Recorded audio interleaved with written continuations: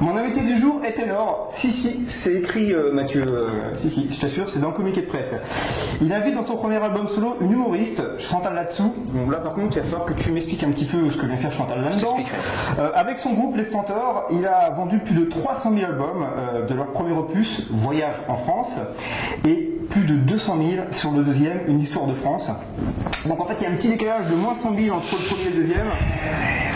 Des moins bonnes notes. Là aussi, il va falloir que tu m'expliques. Mon invité du jour, Mathieu Sampéré, qui boit son café, ça rime. Ça va, Mathieu? Très bien. Pourquoi café? Un peu fatigué? Pas du tout. Pas du tout. C'est parce qu'il n'y a pas d'eau ici. Il n'y a pas d'eau ici. Il n'y a pas d'eau donc café. Alors attends, on est à l'Olympia, et à l'Olympia, tu vas me dire qu'il n'y a pas d'eau. Pas d'eau à l'Olympia. Il n'y a pas de café plutôt. Ah, le café, il y a. Ah, il y a café. Il n'y a pas d'eau. On nous sert même pas, non? Rien, on n'a pas de petit four à l'Olympia? Tu m'attends. Moi je veux bien, moi. Attends, je passe un coup de fil. Ah ouais, attends. Non, après, déconner. travaille un peu. Ah, je bosse un peu, c'est vrai que je bosse passer. Bah, d'ailleurs, tiens Mathieu, est-ce que tu me promets durant cette interview de dire la vérité, toute la vérité, rien que la vérité? Bien sûr. Ouais. T'es pas du genre à dire n'importe quoi? Non. Ouais. Allons-y. Je sais pas si vous me croyez vraiment, hein. Si? Chantal, t'es sérieux, toi? Chantal, je pourrais le dire. Tiens, alors avant de commencer l'interview, j'ai eu un message en fait. On va l'écouter sur mon téléphone. Alors je sais pas comment il a eu mon numéro. Tu vas écouter en fait. Et tu vois, il y a un petit message à te passer. C'est Sébastien Lemoine qui travaille avec toi, avec Les Stentors. On va écouter. Oui, Matt, c'est Sébastien Lemoine. Ouais, dis-moi, JNM, Ougli et moi, on en a un petit peu marre, donc on voulait te laisser ce message. Tu reviens quand travailler là? Ouais, parce que Luis Mariano c'est bien gentil, mais ça commence à être un petit peu long, Mathieu. Il manquerait plus que tu te lances dans un truc sur Luis Hernandez, plutôt que Luis Mariano. Bon, bah, de toute façon, de ce côté-là, on est tranquille, t'es une bille en foot. Bon, en attendant, nous on t'attend toujours, Mathieu. Tu nous rappelles pour savoir quand est-ce qu'on bosse ensemble avec les Stentors? Salut, c'était Seb. Bye. Voilà. Ah, tu fais bien, votre Seb. Non, mais ça y est, non, mais c'est vraiment. C'est pas moi, c'est Seb. C'est Seb, donc il a un message, il te lance un message, il espère une réponse. Je dis, est-ce que tu vas lui donner une réponse? J'en sais rien, moi. Tu veux que je l'appelle ou que je lui dise? Mais dis-lui, là, j'enverrai un petit tweet, je dirais qu'il a la réponse, ou j'enverrai un petit SMS. Dis-lui, quand est-ce qu'on vient bosser? Il le sait, on bosse. Bon, là, c'est une petite pause. Mais... Troisième album? Ah, tout de suite. Tu veux savoir? Tu veux la réponse? J'ai un côté curieux, moi, c'est vrai. Ok pour le troisième album. Ça le fait? On commence à enregistrer dans 15 jours. Sérieux? Bien sûr. Mais on est en tournée dans toute la France avec Les Stentors en ce moment. J'adore. Troisième album. Et le mec, il bosse, hein. Il bosse, hein. Troisième album, en combien d'années? 3 ans. 3 ans. 3 ans. Ouais. Et il y en a un que vous avez pas vu. Il y en a un qui est sorti en Suisse. Ah, en plus. 2011 en Suisse, ouais. Et ça a marché, là? Ben non, on l'a arrêté. Parce que TF1 était intéressé. Donc on a on peut pas dire non. On peut pas dire non. Et on est arrivé sur le marché français, voilà, pour le premier disque Voyage en France. C'est bientôt à l'international. Hein. Je vous le dis, moi, j'ai des sources. Bientôt à l'international, Les Stentors, c'est pour bientôt. Mais ça, t'inquiète pas. Bon. Mais rassure-le un peu, hein, parce que là, ouais. Il en a marre. Hein. Il coupe du mois en ce moment là. Il bosse chez lui. Il est au Québec. Ouais, bûcheron au Québec. Avec Céline. Avec Céline. T'as chanté avec Céline? Bien sûr.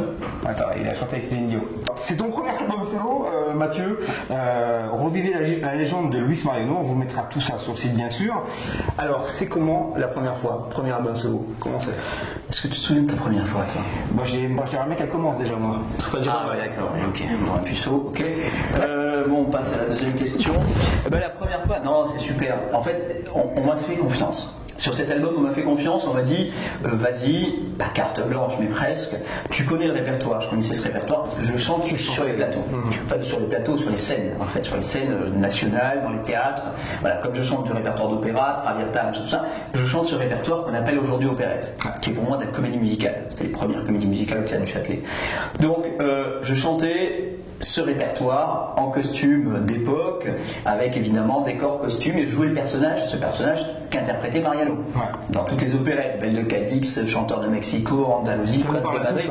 Voilà. Donc, si tu veux, je connaissais vraiment ce répertoire et on m'a dit, pour le disque, est-ce que tu veux bien le faire? J'ai été choisi par la famille de Mariano. Exact. Ouais. Et par la famille de Francis Lopez. Parce que tu as une voix ténor à pouvoir monter si haut, c'est ça? C'est ça, il faut avoir une voix de ténor aigu. Donc ça veut dire qu'il faut avoir une voix de ténor, donc c'est la voix haute d'homme, bien sûr. Et puis après, il faut avoir une voix capable de chanter dans la tessiture de Mariano, chanter dans les aigus. comme ça.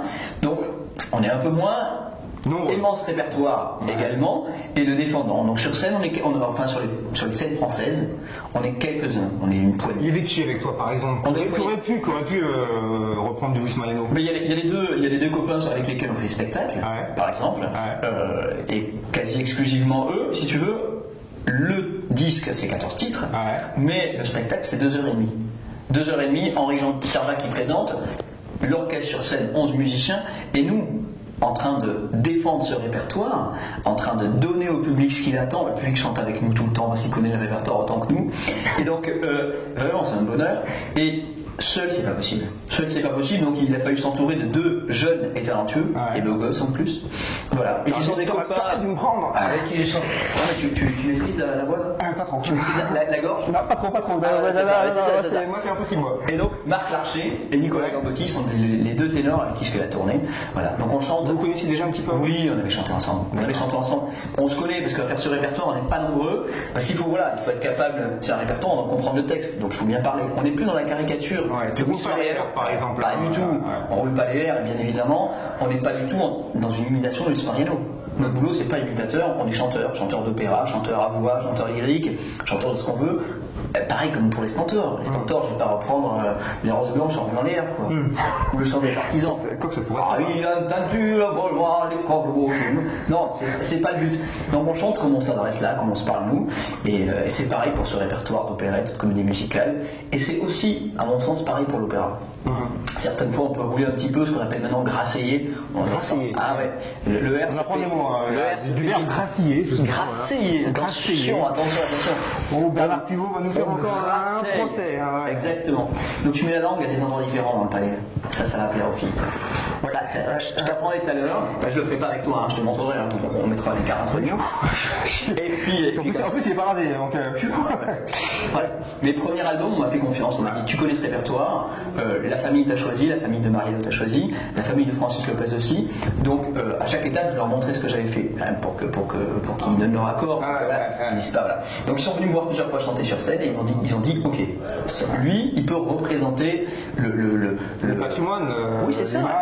L'image de Mariano, donc les 100 ans de Mariano, puisque Mariano aurait eu 100 ans en 2014. Et comme j'aime tellement ce répertoire, j'ai pas voulu le démonter, le détruire, le couper en morceaux. C'est du tout dénaturé en fait. C'est ça. Respecter le répertoire. Il est quoi? Il est dépoussiéré. Ouais, c'est ça. Il y a dépoussiéré, réarrangé, modernisé. J'ai voulu un truc grand spectacle, grand public, musique de film, comédie musicale. Pour moi, c'est ça. Apporter des instruments modernes, parce qu'il y a des titres qui ont été écrits en 45. Et donc là, quand on les écoute aujourd'hui avec ces nouvelles orchestrations, c'est les retours que j'ai, on a l'impression que c'est pas le tube de l'été, mais quasiment. Il y en a un, notamment celui avec Chico et Lipsy, on se dit, mais ça vient d'être écrit à l'instant. J'ai adoré le côté gitan, c'est ma Andalusia, c'est ça? Andalusia, ouais, exact. On le dit bien. Andalusia. On le dit bien. Ah là, j'essaie pas de lutter contre toi. La langue? Ah ouais, la langue. Faut le gracier. Ah ouais, ça. Tu fais bien, là, j'avoue que là, j'essaie même pas. Et Luis Mariano, mine de rien, t'en parlais tout à l'heure, c'est la belle de Cadix, Mexico, c'est magnifique, Rossignol de mes amours, l'amour est un bouquet de violettes. Et franchement, on a l'impression que c'était, je sais pas, il y a 10, 20, 30 ans en fait. On a l'impression que c'est pas si vieux que ça. Non, en fait, ce répertoire et Luis Mariano, donc Luis Mariano était un interprète. Il a chanté ce répertoire-là. Donc il est resté, sa voix est restée.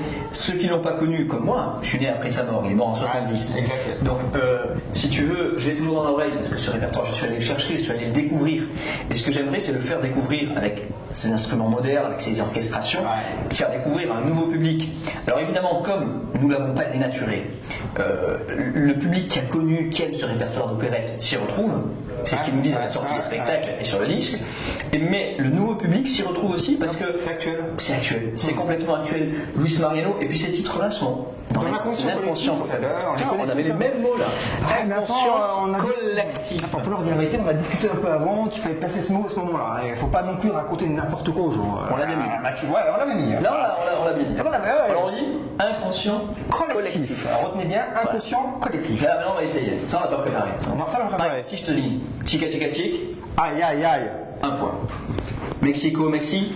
Voilà. Alors, on aurait pu dire I. Oui, Mexico, Mexico, Mexico. C'est quand même plus facile en haut, parce que en vrai, I, c'est t'es d'accord avec moi. Je suis d'accord avec c'est quand même plus facile. Donc ce répertoire, il est resté, il est transmis. L'amour est un bouquet de Violette. Il n'a pas dit pervenche, il n'a pas dit tulipe, il n'a pas dit. J'ai failli sur Pervenche, j'étais pas loin. T'étais pas loin. Ouais, j'étais pas loin, je l'ai pas dit parce que je voulais pas non plus faire une grosse boulette, mais j'étais pas loin, Tu savais. Mathieu. Non, mais tu savais que c'était violette. Je savais parce que je suis un homme de culture. Voilà. Faut quand même le dire. Luis Mariano, on dit n'importe quoi, vous inquiétez pas. Luis Mariano, ça n'a pas été la première pop star, franchement. Si, pour moi si. Première star. Vraiment star, adulée, populaire. Ouais. Il était tellement, si tu veux, aimé par son public, par un public de femmes, notamment qui s'arrachait ses vêtements à la sortie, qui ne pouvait pas sortir comme il voulait et rentrer chez lui et prendre la voiture. Son chauffeur l'attendait. Non, il était obligé certaines fois, on le mettait dans le panier à linge sale. Non. Si, pour le faire sortir et on mettait le panier dans une voiture pour pas qu'on sache qu'il y avait Mariano dedans. Sinon, les pompiers étaient obligés d'écarter la foule à coups de lance à incendie. Non. Imagine en France. des femmes, bien sûr, à la sortie du théâtre du Châtelet ou quand il partait en province, mais c'était quasiment tout le temps au théâtre du Châtelet. Et donc, voilà, parce qu'ils ne pouvaient pas sortir, parce que t'as les portes, tout ça, tu peux pas sortir, tu peux pas. Les pompiers à la lance à incendie pour écarter les femmes en délire. Et voilà, j'espère que ça va m'arriver bientôt. Ça va t'arriver. Alors Mathieu, je suis sûr que tu t'es posé la question, comment je vais déringardiser, j'aime pas le mot, Luis Mariano. Est-ce que tu t'es posé la question? Je suis sûr qu'à un moment donné, vous voulez te poser. Je m'en vais. J'adore. Est-ce que je me suis posé cette question? Alors, je me suis posé la question pour l'esprit du public. Oui. Comment déringardiser, si tu veux. J'aime pas le mot. Mais non, mais on est d'accord. Il est pas ringard, mais. Non, mais dans l'esprit du public. Parce qu'en effet, c'est un peu vieillot, un peu has-been. C'est ça. On est le répertoire. Mais pourquoi? En quelques mots, c'est très simple. Luis Mariano, une voix incroyable, divine, solaire. Voilà. Mais c'est une voix, on va dire, des années 50, 60, 70. C'est-à-dire qu'il y avait un style. Les chanteurs des années 70 ne chantaient pas comme les chanteurs d'aujourd'hui. Exact. Mariano roulait les airs, il y avait cet accent. Aujourd'hui, personne ne peut faire ça. Voilà, parce que on est plus, les attentes du public ne sont pas les mêmes. Et par contre, il faut respecter. Quand il y a une voix incroyable, c'est toujours une voix incroyable. Sauf que le style a un peu changé. Donc, ce qu'il fallait faire, c'était garder cette image, continuer à écouter Mariano, voilà, chanter les mêmes choses que Mariano, mais avec une voix d'aujourd'hui et avec une façon de parler d'aujourd'hui. Voilà, il faut que ça touche le public. Sa voix touchait le public dans les années 45 jusqu'à 70, sa mort. Voilà, évidemment, ça a touché le public et les fans étaient en délire, on en a parlé, voilà, c'était incroyable. Aujourd'hui, on a besoin de moderniser ça au niveau de la diction. Voilà, je ne vais pas imiter avec un accent espagnol, c'est aucun intérêt, même si j'ai des origines espagnoles, je ne vais pas le faire. Donc c'est pas ça, c'est parler comme on se parle, chanter comme très simplement. Voilà. Par contre, faire les mêmes notes et la même mélodie, parce que cette mélodie, ces mélodies sont intemporelles, font partie de nous. Donc ça, il faut le garder. Et par contre, ce qu'on peut moderniser, puisqu'on garde la même mélodie, même si des fois je la coupe un petit peu, je crée des harmonies, je fais intervenir. C'est bien, certaines fois, plusieurs fois.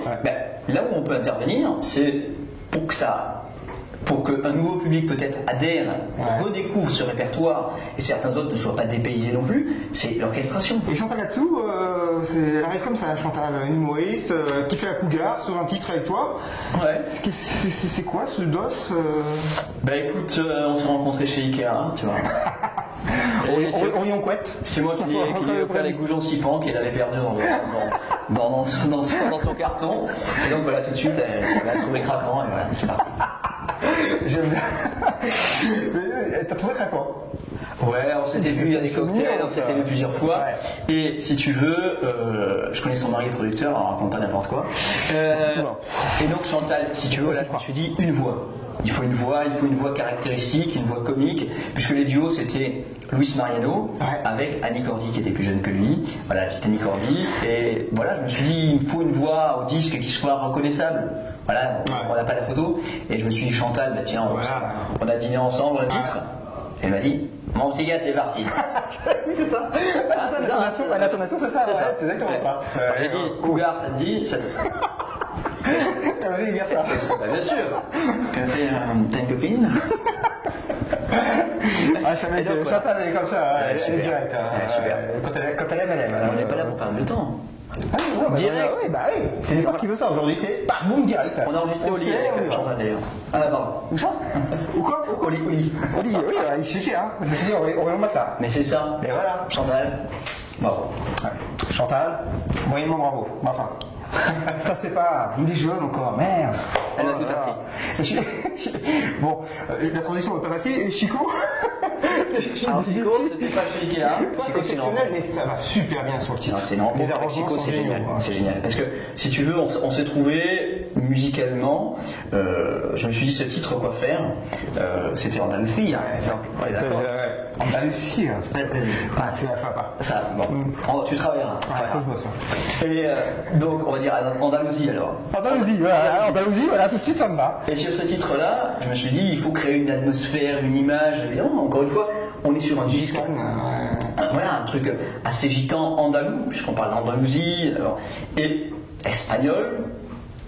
Et je me suis dit, bah, tiens, Chico, ce serait tout à fait ça. Je pourrais, avec les guitares, créer un son. S'il vient, lui, avec ses chanteurs qui sont extraordinaires, avec des voix rock, des voix gitanes, et ça pourrait se marier totalement. Et puis voilà, j'ai vu tout de suite, c'est comme un paysage. J'ai vu le titre, voilà. Et donc j'ai coupé, j'ai réparti les phrases, et on a créé un univers différent. Ça n'a rien à voir, rien à voir avec l'original. Si on écoute les deux, c'est une Mariano, on connaît la mélodie, puisque c'est la même mélodie, c'est les mêmes notes, voilà, sauf que moi j'ai coupé pour plusieurs voix, j'ai des harmonies, l'univers est complètement différent.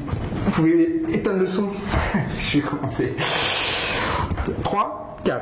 On a chanté les Parisiennes, leurs petits nez, leurs chapeaux. On a chanté les Madrilènes qui vont aux arènes voir le torero. On prétend que Mathieu Sampere, garçon du sud, a le sang chaud. Et bien Et que les américaines soient les souveraines, elles craquent sur un queue. C'est ce que t'as écrit. On oublie tout. Sous le soleil de Mexico, on devient fou au son des rythmes tropicaux. Oh, tu m'embauches là. Là, tu m'embauches là. Là, tu m'embauches là. Fais la tournée à 4 têtes. Ah, punaise, là, tu m'embauches. Ça marche? Ouais, ça marche.